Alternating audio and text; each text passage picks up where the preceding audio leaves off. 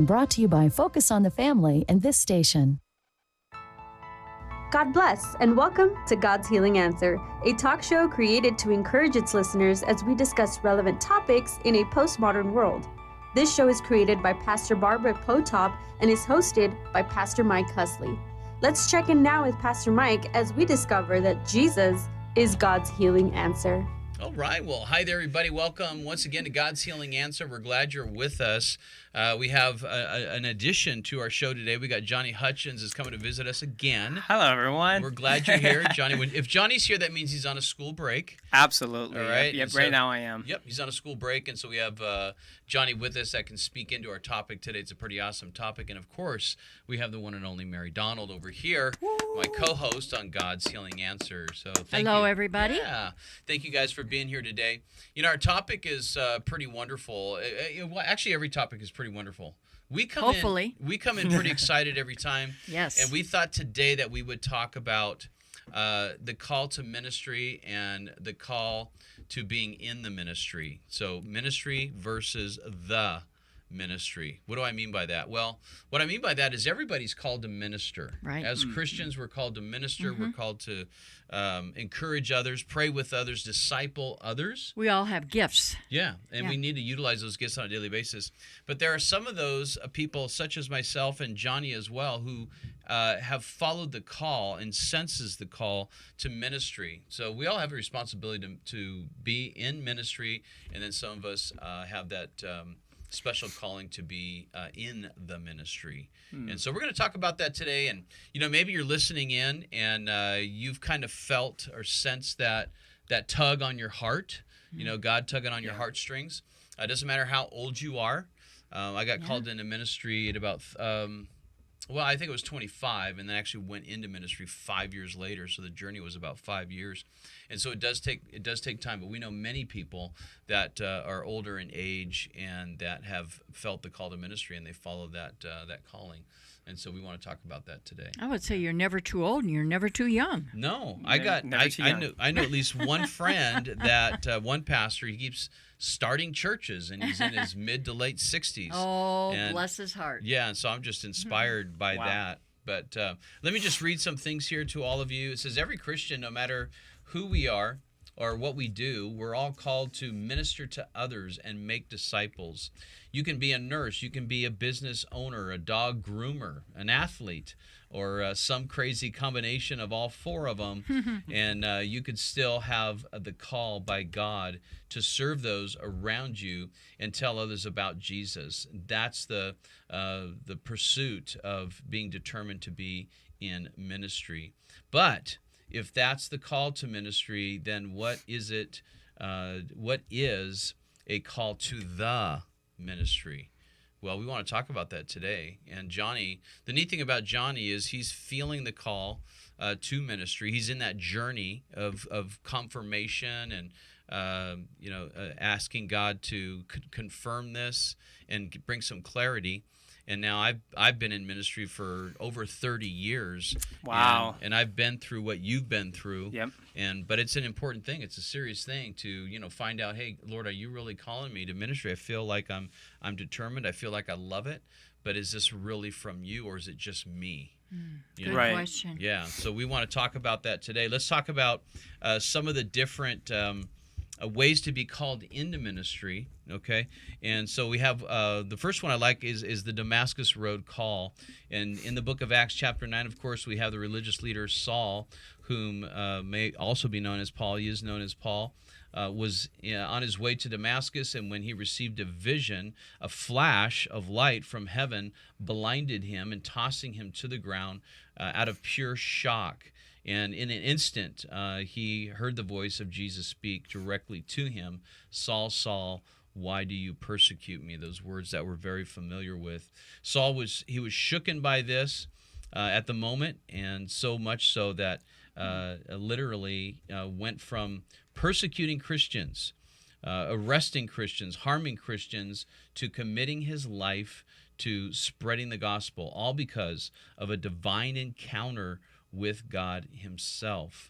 So sometimes we may experience those divine encounters, I would think that people that maybe once were of a different faith, a different belief, something played out in their life and in their circumstances, and right away they converted to Christianity and believing in Jesus and having a relationship with Jesus like Paul did.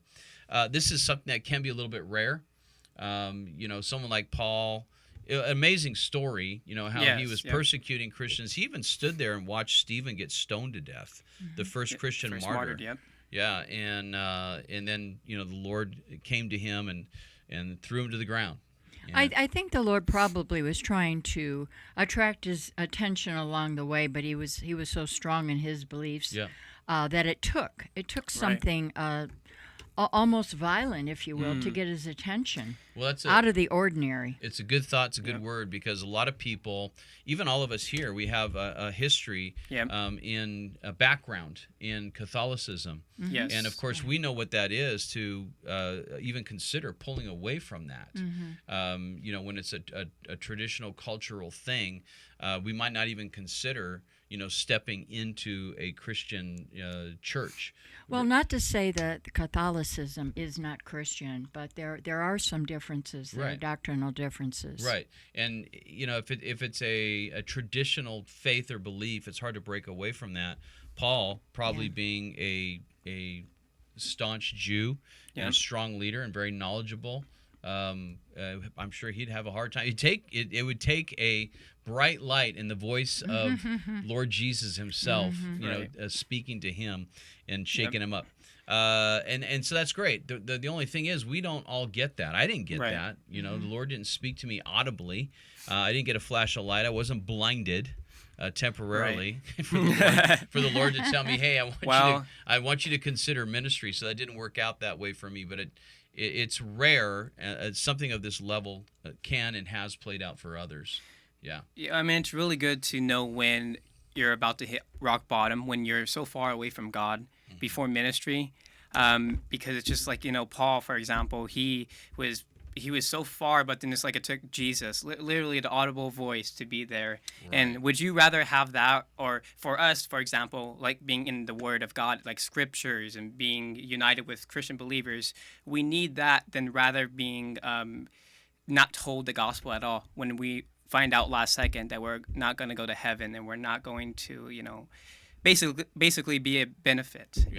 Well, I'm happy the way the Lord had led me into ministry. He planted a passion on my heart, a love for the Lord, and because of my love for Him, I got to a place in my life where I got down on my knees, and I remember being at the foot of my bed.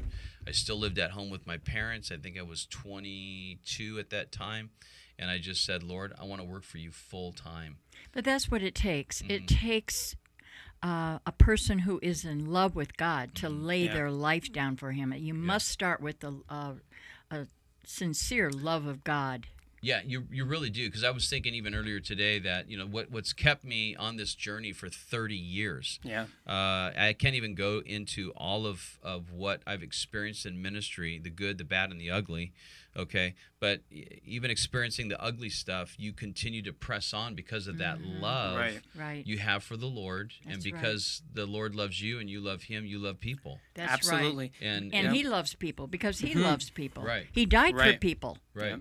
And so that's what's caused me to continue to rise above and get through all the tough stuff and stick with it for all these years. And we're so glad. Exactly. Thank you. So when you talk about the ministry versus the ministry, I mean, I would say one of our, for example, first ministries, like the first half of it, is family. Family is the first, ministry here, and but that starts with God automatically, right? And but then now we start to think, once we have our walk with God and our journey growing, being sanctified every day, like for me, for example, knowing where I am in my call to ministry.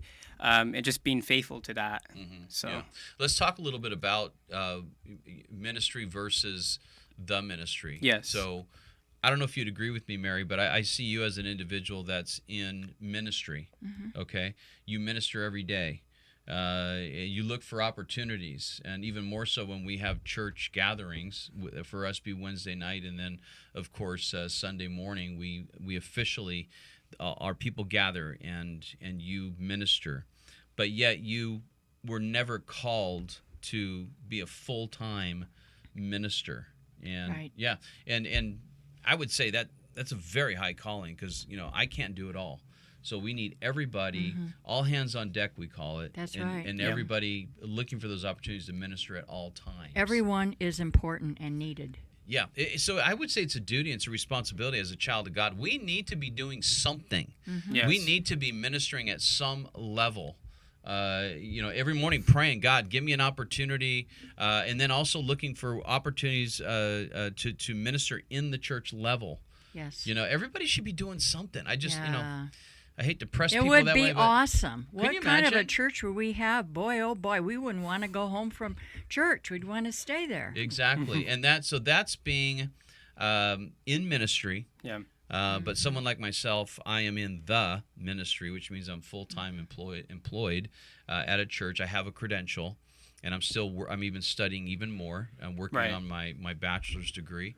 Okay, and Johnny, the neat thing about Johnny is you sense the call. You feel like the call has been confirmed. We're going to go into that in just a little bit, because I want everybody to hear kind of how you confirm. And I'll talk about how I confirm my call as well. Okay, and that's what we're talking about today. Without getting too off track here, we want to talk about how do you know that you're called to the ministry, potentially getting credentialed, potentially working full-time for the church, or working part-time, or not even working for the church, but getting credentialed and feeling that you're called to be a pastor, the title of a pastor. I'll share my story just real quick. I mean, it was almost 30 years ago, and like I said earlier, God just gave me this tremendous love for a relationship with Him. Awesome. Nothing Amen. was more important than my time with the Oh boy, Lord. that's the first sign right And there. 21 years old, and I was in church, midweek and on Sundays, and if they had camps or events, I was there. It was not. right. You didn't have to force me to do it. There you it was go. just a Right. reflex. There you go. And that was well over 30 years ago. And from there, to be honest with you, I didn't really know how to go about ministry. I just knew I wanted to do it. Yeah. I did have people in my life saying, "Hey, have you ever considered?" And I'd be like, "No, what? Me be a pastor in ministry?" I didn't know how to do it. Right. And I wish I had more people in my life that were kind of directing me. And Of tell you why in a minute. But and so I just prayed and I asked God to confirm it. And so what I did, because I'm a big chicken, I kind of like Gideon, I said, "Lord, I'm going to set out a fleece," we would Yes. call it. And just like Gideon, the Lord wanted him to go to battle and be way outnumbered. And Gideon wanted to know that, okay, I'll go into battle, but please confirm, let me know that I'm going to win. Right. Yeah. And so he set out that test, that fleece. Lord put dew on the fleece and dry grass around it. God did it for him. That wasn't enough for Gideon. So he said, Yeah. okay, now I want dew on the grass around it, and I want the fleece to be dry, which is animal skin.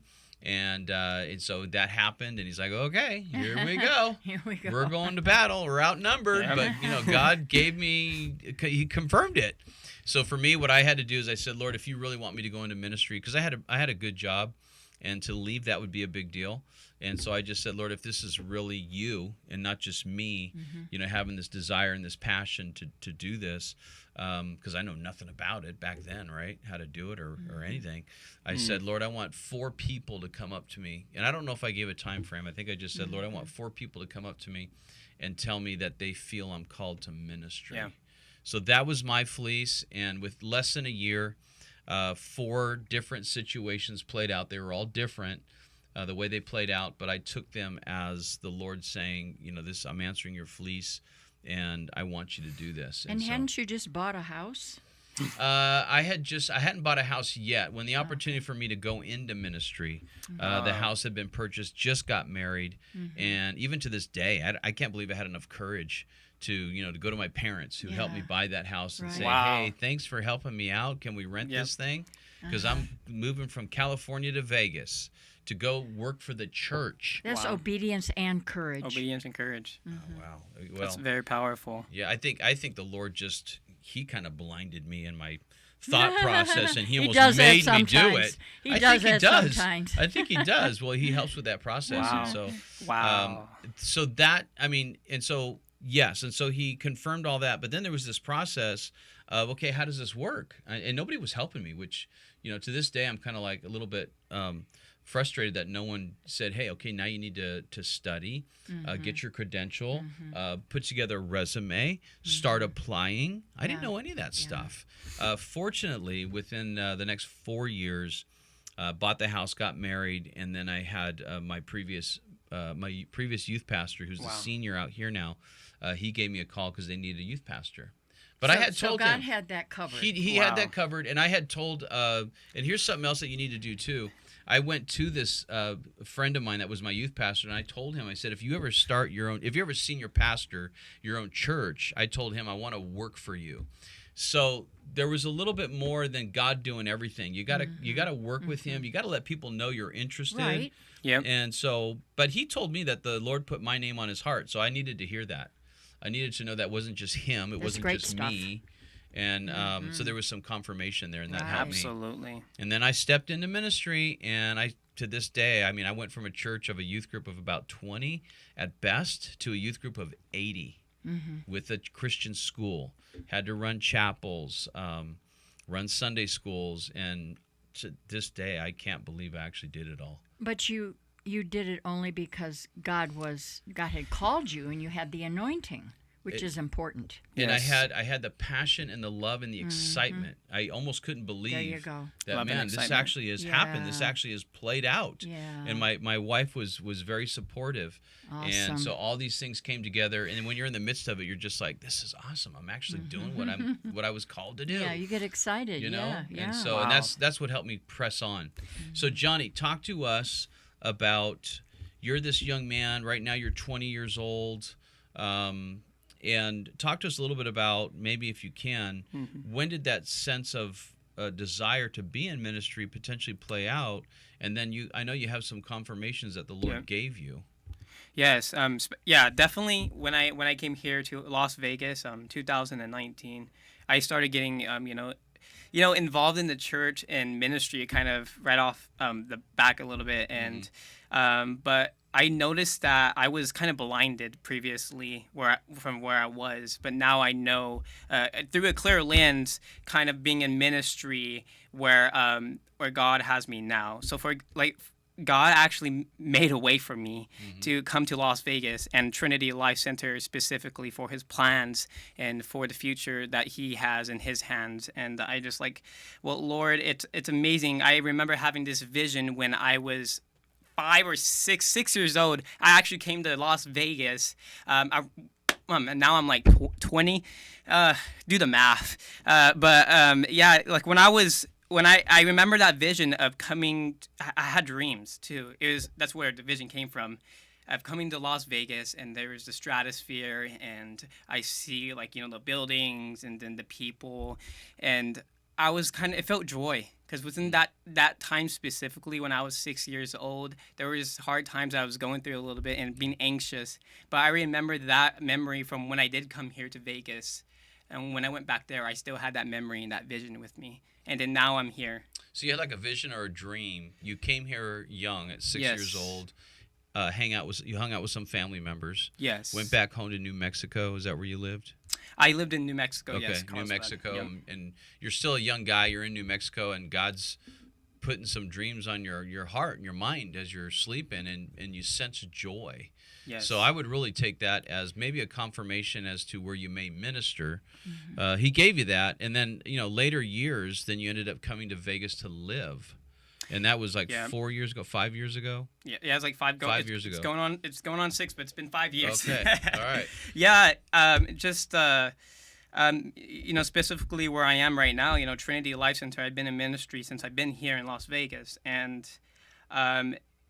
I just, I thank God, because I remember praying several times, especially last year, because I was actually at Biola and stuff, and I was like, Lord, I want to be in full-time ministry. I want to be literally give my everything for you, Jesus. Okay, so that was your prayer as well. That was literally my Okay. prayer, and I'm like, well, now I'm here. Yeah. And then I'm just like, well, thank the Lord for that.